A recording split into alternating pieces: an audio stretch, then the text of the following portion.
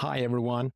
I had the most awesome conversation with my trade compliance buddy Silas. And we talked about the export control reform, all the way from the reclassification of items, transitioning from the ITAR to the EAR, but also going a little bit further down the rabbit hole and talking about the basic fundamentals of the export control reform, that it's actually a total rewriting of two different regulations. The regulations was rewritten in a way to make more sense and to be more convenient for the American companies when they are doing export businesses. And they also were written in a way to harmonize in a bigger way. But first, if you like this content and want to support the podcast, please consider to subscribe to the podcast. It's free of charge, but it really helps growing the podcast a lot. So I'm not going to hold you on a leash anymore. So here comes the conversation with Silas. Hello, everyone, and welcome to the Trade Compliance Podcast's Trade Compliance Talks with my buddy Silas. And we are going to talk about something really interesting today. We're going to talk about the ITAR as it pertains to the export control reform. But with no further ado, please, Silas, introduce yourself. My name's Silas Wiater. I've been in the trade compliance world for, 12 years, 13 years. Anders and I, we've known each other for probably about half of that, maybe 7, 8 years. I've moved around the defense industry in those 13, 14 years. Prior to that, I was in the U.S. Army for 7, and I was also in procurement for a couple of years before that, or after the military, enjoying my time in trade compliance. And talking about trade compliance, how the heck darn did you end up in trade compliance? I guess you could say luck, a little bit of wishful thinking from a young age, as we discussed earlier. But no, there was an opening, and in the position I was at, I was in procurement in the company I was in. And someone said, hey, you should try out trade compliance. You might be pretty good at that. So I'm like, okay, why not? And they tricked me into it. And so here I've sat and enjoyed every minute of it since I've been doing it for the past 13 years or so. Yeah, that's awesome. And I think that's how the most people end up in trade compliance, that they discover that trade compliance itself is with one's personality. Or like it was for myself, I was having career plans, which took a really steep left turn, and I ended up in trade compliance. But I have enjoyed it ever since. It's always something new. You never know what you're going to get. And it's always been able to help the program or the company get to the end goal of working the issue out, working the problem out. And just going forward, it's a huge success and makes me feel accomplished with what I'm doing. Yeah, trade compliance is really a box of chocolates. Today's topic, ITAR, that it pertains to the export control reform. But could we start off with, if you could explain how you see the ITAR, its purpose, and a little bit how it works? So prior to 2014, basically everything that was a defense article was considered under the ITAR realm, International Traffic in Arms Regulations. So if it was a defense item used in military goods, it was covered by the ITAR. We never really thought much of looking into the EAR. For the most part, being defense, everything was pretty much categorized as the ITAR. It helps to regulate the defense items the way it is now. Once the reform came through, it's more of I guess you would call them the more important military application items. So that the way that it is, the ITAR is more strictly regulated than it is the EAR, which is also regulated, not as strict as the ITAR as I see it. Yes, of course. And talking about export control reform, how would you describe its main purpose? I would say its main purpose is to make the exportability of items a little bit easier than it was with the ITAR. It's going to I guess you could say less regulate some items, your commercial off-the-shelf items, your basic fasteners, basic parts that don't really require that much of a regulation behind it, and focus more on the items that do, making it a little bit easier for you to get things out that need to. Yeah, because prior to the export control reform, you had a lots of nuts and bolts that were controlled by the ITAR, right? Correct. Yes. Once you would take something like that, if it was a dual use and you were to install it into an ITAR, then that item at that time became ITAR. And then it could also taint an item that was non-ITAR. Say if it came from Sweden, we were to get that item, install one of our items into that, it becomes a defense article, ITAR regulated, and then it's harder for us to work back and forth with Sweden or any other countries that we're partnered with. Yeah, because that would be like a really big caveat for all the non-American companies to risk the ITAR taint of your own product. But do you believe that less of an issue now post ECR? Now that things have solidified with the categories that had transitioned, I'd say back in 2014, like your vehicles and things like that, those types of categories, there's less of an issue there because they've had more time to, I'd say, roll around and work the kinks out. Though there are still some, PCR is like a living animal. It's still breathing, it's still evolving, and there's still things coming off or being changed around within the EA. But I think that it's becoming a little more stabilized as it goes along, especially with the previously transitioned items that they started with in 2014. Yeah, and many people that I talk to, they describe the export control reform like you're moving parts from one control list to another. But it's easy to forget the base mechanics of how the export control reform works, that it's actually a regulatory rewriting in both ends. Describe a bit of how that process works.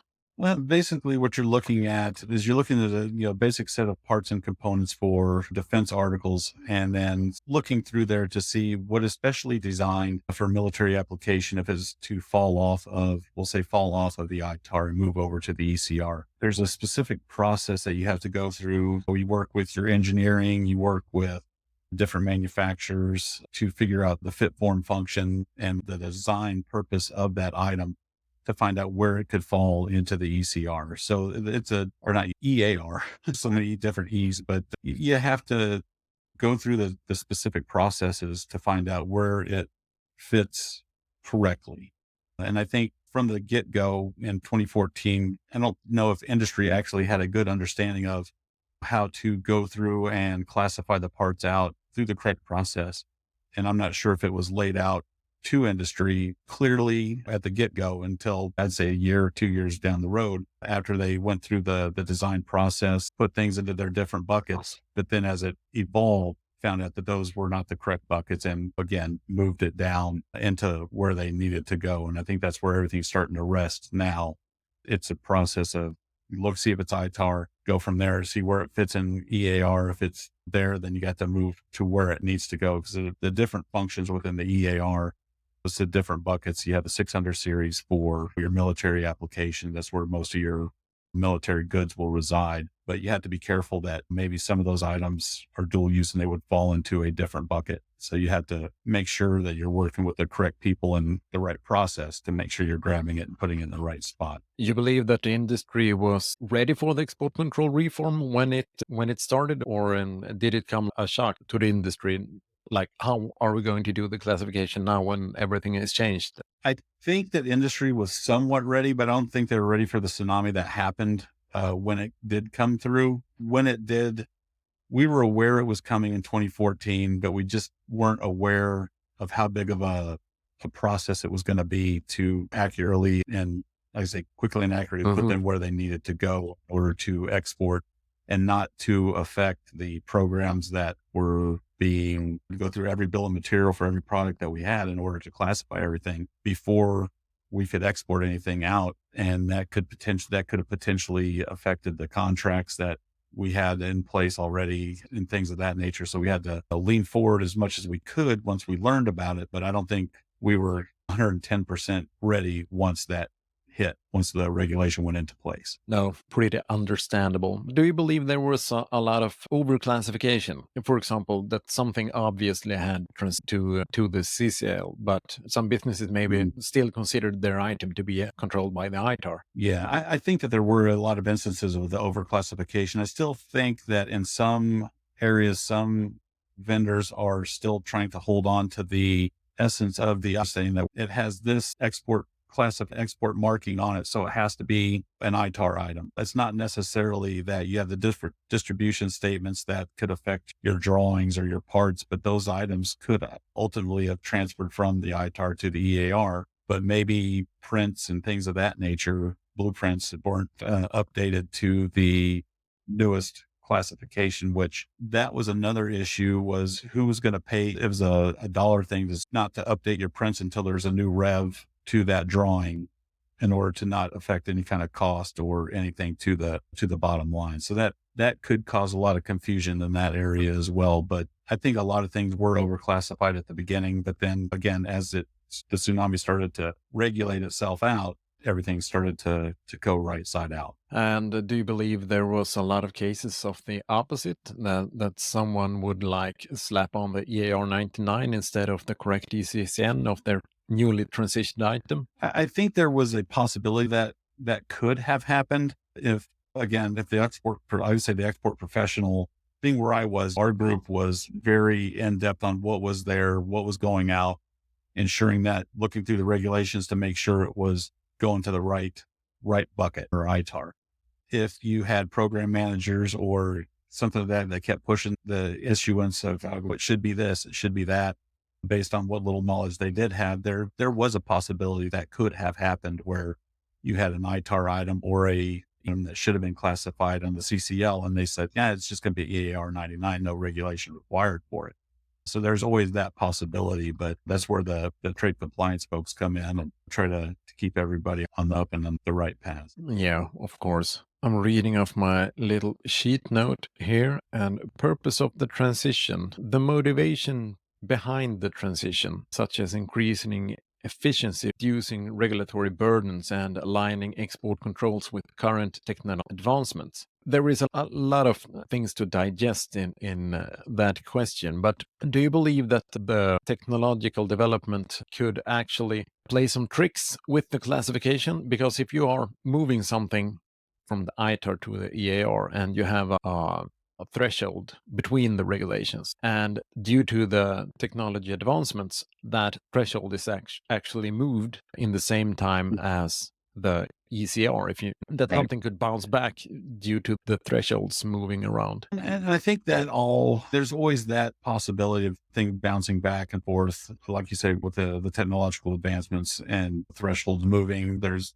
some enhancements to certain items that could possibly change them from one category to another. And that's where you have to stay hand in hand with your engineering team, with your program development team, and stay abreast of the situations with your training, with the EAR and the ITAR, and attending different seminars and things of that nature. To just keep your education of the situation up in order to help mitigate those types of situations. So that way you're either one step ahead or in step with what's going on with those regulations. And like I said at the beginning, it's like a breathing animal. It's always changing. There's always some kind of movement of the items, because when we first classified things starting 2014, even now, you're classifying something and then there's a change in the EAR to where now we're moving it from this type of section of the CCL and it fits better into this part of the CCL now. So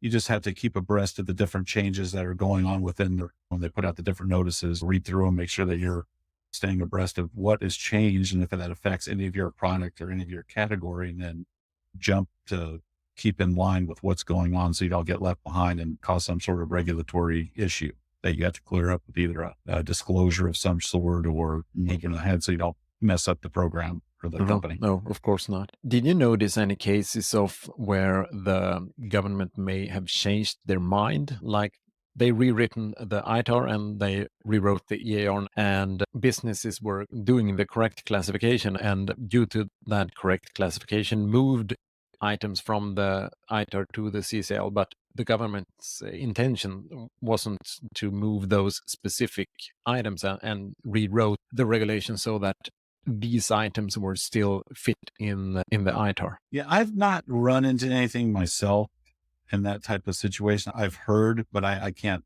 go into any detail on that because I'm not 100% sure on that type of situation. But I heard that there were instances of where the industry had it classified correctly because it's their product. They developed it, they built it per the regulations. They read through and looked through and have done the specially designed process, went through the whole process of classifying their items, and they had it in the right bucket. And then they just had to go back and forth with the government through for classifications or for CJs for ITAR determinations. But that's once you get it in writing and then prove your case. Sometimes it takes a full dissertation of backup and information to show your case and how it fits into the regulations to show them where it should go. So some CCATs I've seen have been upwards of 15, 20 pages with backup documentation. Some are very well written and it's gone the way it should have gone. And this question is more fit for inside the B persons, but I'm curious if there were bump in voluntary disclosures submitted to Commerce Department due to CR and items shift from the ITAR to the and those companies are used to do ITAR compliance, but have no experience with the and maybe due to that they do something wrong and end up in a voluntary disclosure or even a consent agreement towards Commerce Department because they were experts on the ITAR, not the EAR. And I know that I've known of some disclosures from the State Department just based on there was see if there's an agreement, you had a TA or an MLA in place that had everything laid out, and then you're shipping against an item and it's reclassified, but it's still classified as a ITAR item. There's that possibility of a disclosure in that form and fashion that you're not shipping it correctly. But a lot of things that you're going through now with licenses on both sides, licensing officers for both state and for commerce are very good at what they're doing right now. And if they see that it's an item that potentially is transferred off either one of the respective lists, they'll contact and say, have you take a look and say, is this correct? Or this has transitioned. This needs to be this type of license. And that helps to cut that down. It's more work for the export people, but it's cutting down on the issues that they're recognizing what has transitioned. If it's a bigger item, it's the smaller items that tend to get you in trouble at certain times. Yeah, because those are often neglected. I think the big items is always there, but the small items is easy to forget. And then also you have the really tricky ones that requires dual compliance, both to the ITAR and the EAR. For example, if you have a 600 series item and you are doing technical assistance towards a military end user, a foreign military end user, then you would have this 600 EAR item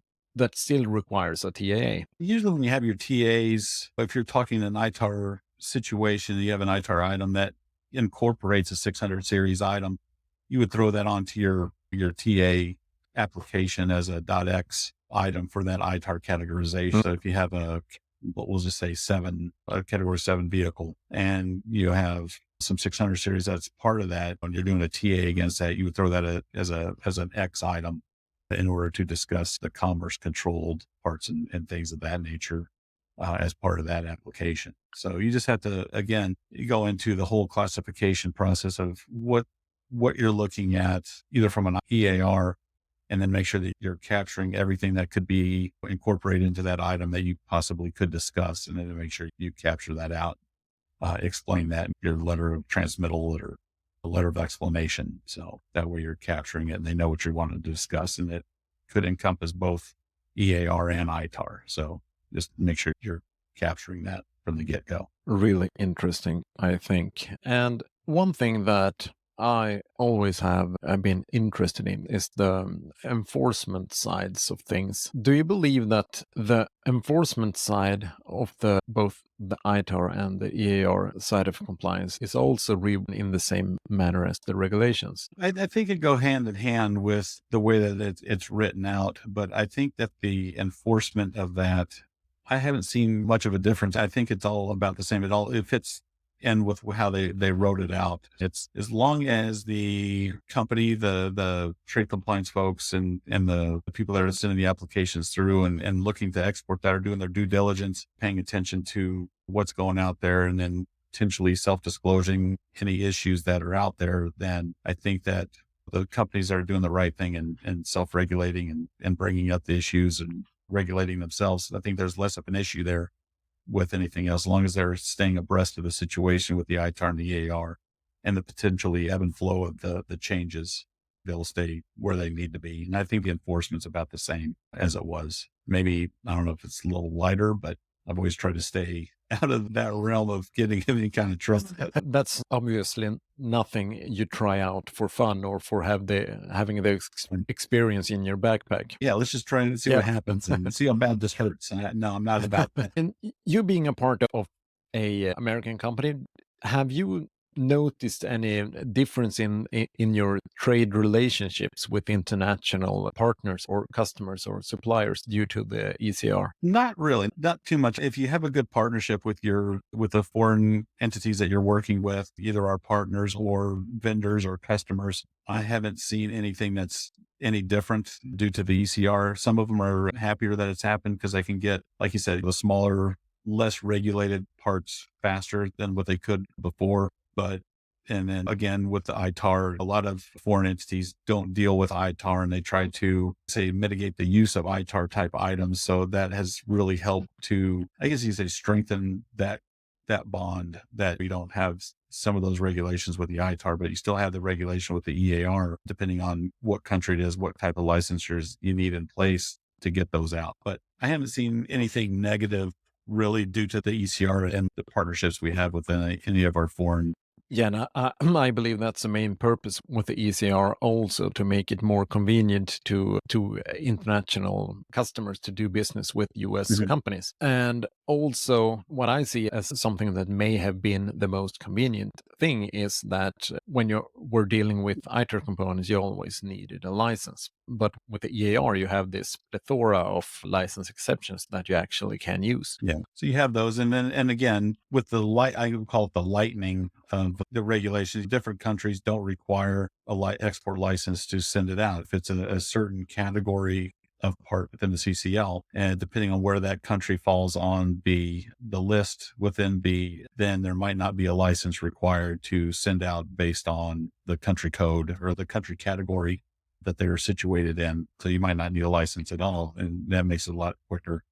And like you said as well, there's the exceptions that you can use in order to get things out, low value government, RPL, things of that nature to get things in and get things out a lot quicker. Again, you have to really read through those exceptions to see if your shipment fits into the requirements in there. And there are multiple different paragraphs in there on do's and don'ts and cannots. So you just have to make sure you are very well versed on what you're shipping out prior to using that exception, so you don't go into any kind of disclosure situation. No, it's really a recommendation to everyone that relies on license exceptions.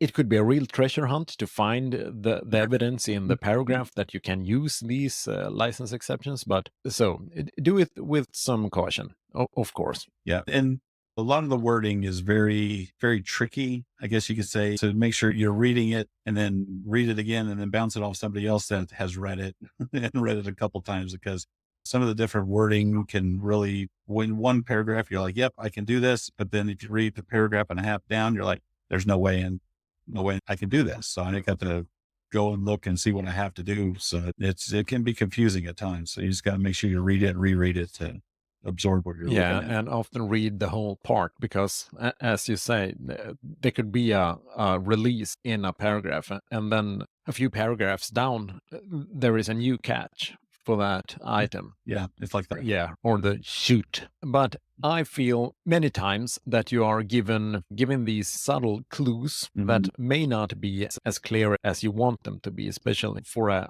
non-US company, because I always say that is an export regulation that we need to follow, but we are never exporting anything US out of a US perspective, because we are first importing it and then re-exporting it. The only thing that we're never doing as a non-US company, it's exporting, but we need to follow a export regulation. So it's never written to what we want to do. Do you believe there is some, based upon comments from international partners, do you feel that the export regulation is more convenient written for a non-US company than the ITAR? To be honest, I think that with the vacation of some of the parts from the ITAR to the EAR has made it easier to, I say, to import a lot of these. If they're coming in from foreign company, if it's classified into the EA, there's less of a regulation to bring those in, depending on if they're on the US MIL or not, which is another topic all its own with the ATF importation of defense articles. A lot of those might have transitioned from not requiring any kind of importation permit as well. But again, if they're enumerated on the US MIL, then again, they'll require ATF permission to bring those in. But I think it's made it a little bit easier to bring things in as long as we're documenting it correctly. But I think it's might be a little bit easier for some of the foreign companies as well. I also say that the ITAR is easier to understand, but less convenient. And Yes. with the EAR, there is always some hidden way of doing what you want, but it's really hard to bend your head around how to do it because the EAR is like it's a treasure hunter every time you open the EAR. It is. Yeah. And like it was before, everything was, it's like you said, it's easy to understand. It's right there. It's ITAR. But then as soon as we started the transition, then it's okay, is it ITAR? Is it EAR? Then the ITAR is, like you said, it's a treasure trove of when you're looking through the book that's this thick for the EAR, but book this thick for the ITAR. And it just took a while for the defense industry, myself, to wrap my head around that's not ITAR anymore. Now I got to go to a different regulation, a different license, look for a different country to export this to. Otherwise I can just send it. I had a hard time wrapping my head around that process at first. So I'm coming around to it. Yeah, and if you talk to for example, a empowered official and ask the question, and they're like popping up their ITAR from their pocket. Have you seen many people pop up the EAR from their pocket? No, not at all. It's hard to keep something like this. You can pull everything up on your phone now. I'm still of the age. I like to hunt through the paper because I can tab it a little bit easier sometimes, but it's a little harder to carry that in your pocket. Yeah, and also the convenience of having something to fetch information on, for example, through your phone. You always have the updated version of that paragraph. And I always stress the importance to never learn anything, because if you learn a paragraph and you stick to that paragraph as you think it year after year after year, you can almost bet that you got that paragraph wrong, because everything trade compliance is ever changing. It's evolving, and it takes a left turn and a right turn. So never remember what you learned, but remember where you found it. Exactly. Yeah. That's the best way is to figure out, learn where it is, but know how to get to it quickly and know how to digest it. But like you said, it's not going to be the same a year or 2 years down. Or when ECR came through, ITAR was changing every couple months. So every conference, there was a new version that came out. So I can make sure you're keeping track of the most up to date. Yeah, I can only imagine how frustrating it was in the beginning, or maybe fun, I guess, because something new happened every other month, I guess. Yeah, pain is fun, then it's fun. But now it got a little frustrating at times, because as soon as you're writing licenses, you're classifying your parts, you've just gone through a bill of material that's 800 parts strong, and you just finished, and now it's changed, and now you got to go through and do 3/4 of them all over again. And the same process. So it could get frustrating at times, but once it's done, you're like, okay, that was good. Now let's move on to the next thing. Yeah, and the ECR of category 7, do you believe that there were more chaos during that time than when for example, the category 1 and 2 trans? I'm not 100% sure, because I wasn't really dealing with category 7 at the time. I was dealing more with category 4 and 6, and I didn't do much of categories 1, 2, and 3. Because when I had moved different sections, I had moved from a category 4 area, and I moved to category 6 under ships. And we were told that categories 1, 2, and 3 were not going to be affected because those were the gun categories for the most part. But then they went ahead and changed those. So I think that there was a lot of chaos in category 4 with different launching systems and things of that nature, just to get a good handle on it and make sure that we're getting in the right area. I don't know. A lot of it was self-inflicted. At first, I believe it was self-inflicted, but then down the way, it was just different regulatory changes within those different categories. And then again, they had categorized ITAR where they were, and then broke them down even farther. So where we were we'll say category 12 down into a certain number of those subcategories broke out again, and we weren't looking at that. But then the changes came, and then you had to move down the way. Just be flexible and keep moving with it as it came along, and just keep reclassifying as it happened. Yeah, that is an observation that I made as well, that the category seemed to have like a triple dose of the ECR. It did. It wasn't satisfied with the 1 and 2 approach, so they had to add a few more things in there as well. Yeah, and how would you describe the state of the ITAR and the EAR now? Do you think they have matured into a new state, or is there changes in the same pace as before? I don't think that the changes are not in the same pace as they were before. I think that it's matured to the point where it's a little bit more, I don't want to use the word stable, but it is a little bit more stable than it was again at the very beginning. But again, it's always gonna evolve. The business that we're in, it's always an evolution. So there's always going to be something that's going to be better down the way to help either the government, help the industry, help the customer. It's an evolving process. It's never just going to be stagnant. It's always going to keep moving. So I don't think it's as volatile as it was previously. So I think it's leveled out. But again, it's always going to be a revolution of it. Yeah. So we're moving up to the end of my sheet note of the bullets and the questions that I had. But if you could give your view of the future of the, what do you see is still left to do, so to say? That's a great question. I'm not sure what else there is to do. I'm sure somebody will figure out something else to do to it. But I would say maybe, I don't know, maybe closing categories into more condensed versions potentially. It's maybe pulling more things off of the control list that don't make sense not really don't make sense, but don't really require the regulatory oversight that they're getting right now. Maybe more things will fall off of that list. Again, you never know. Maybe things will fall back to the ITAR from the EAR. You never know the way it is. Things are going pretty decent. Everybody is starting to understand, and it's easier. I think it's easier for the government as well, that they don't have to provide as much oversight on certain areas where they had to before. They're able to streamline their process as well as we are in industry. But going forward, I think there could be the condensing of categories. There could be items that fall off.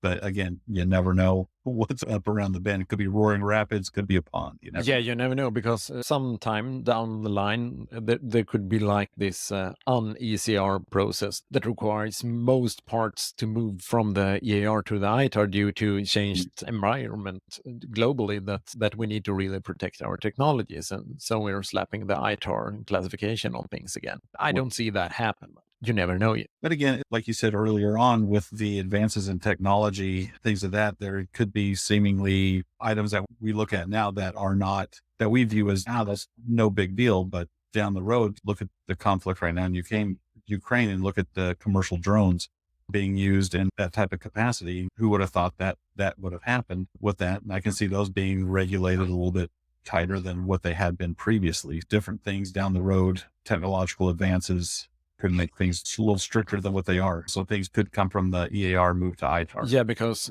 many of those technologies are slapped on with a really good portion of different sanctions. But maybe in the future, those sanctions will settle down in a more regulatory manner. Yep. Understanding you correctly. You are correct. Yeah, that's what I'm saying. Yeah. And do you see that there is some more harmonization between the regulations that could be done? I think there's always some sort of harmonizations, improvements, get them along the same lines. But again, you have two different types of organizations. One's more of a defense, one's more of a called commerciality portion of it. If you get them too much in line with each other, then there could be that possibility of becoming one regulation. And then again, you might have that issue. But I think that just the harmonization, the way it is right now, there's always improvements that could be made with different organizations. But yeah, I think that we're along the right path with it right now, in just my opinion. Yeah, and I share that opinion as well, because when I started in trade compliance, I always looked on the US regulations like these insane regulations that controls everything. For example, the ITAR controlling nuts and bolts and so on. And now I think the regulations makes a lot of sense. And not only have they had a harmonization between each other, between the ITAR and the EAR. But for example, the ITAR has had out of my view, a really good harmonization of, for example, the European military regulations, that they basically control the same things. Because the European regulation doesn't have the nuts and bolts under military control. That makes the US and the European regulations more in line with each other. So I'm really welcoming the export control reform because now I see that the regulations make bigger sense from a Right. non-US perspective. So that's the end of my sheet notes. Do you have anything that pops up? Not that I think we pretty much covered everything. It was like at the beginning, everything was ITAR, and then you just have to wrap your head around house. So I think the chaos is part of our job in trade compliance. We try to control as much of the chaos as we can. And I think that now that the export reform is we're 9 years in now, almost, yeah, 9 years in. And I think we're getting to the point now to where it's classifying the items that have not yet been classified or weren't required to be classified and just moving along and getting everything taken care of. Yes, that's also my view. So I guess we are wrapping up. Oh yeah, I enjoy this a lot. Yeah, this was good. And if I think of anything else to sit down and chat with you about, I'd love to do it again. Yes, of course. I'd love to have you on board again.